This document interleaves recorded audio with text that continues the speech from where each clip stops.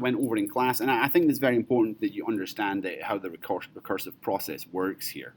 So the deal is that when you run the program and you get down to this point, it's understood that there are more programming statements after this recursive call. Excuse me, this is the recursive call here, stars num minus 1. Remember, the recursive call was where the method calls itself. So stars is calling itself on this line where it says stars num minus 1. But it can't get any further down because you can't move on until you resolve this recursive call. So what Java does in a situation where it can't move on because there's a recursive call is it will take those recursive calls and put them onto the stack until it gets down to the base case.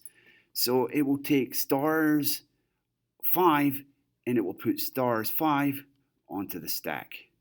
Okay, so stars 5 goes onto the stack. Then it will call stars again, but with num minus 1. So stars 4, now that goes onto the stack as well. So these just keep getting fired onto the stack. Stars 4 is on the stack. Then it will call, again, we still can't move on because we haven't resolved this call yet. So stars 3 will then be placed on the stack.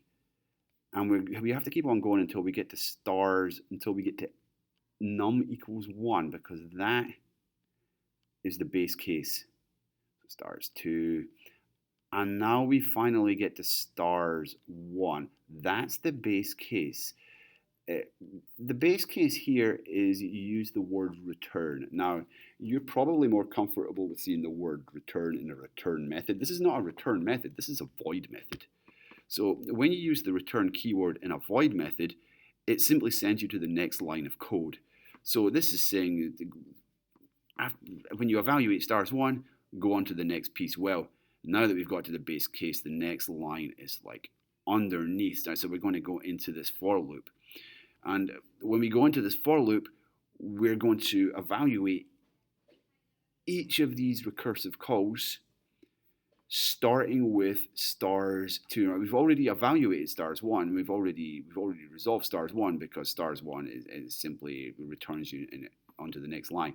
So now we've got to go to stars 2. Well, stars 2, that means the num is going to be 2. That's going to print out a star and followed by another star. So basically it prints 2 stars.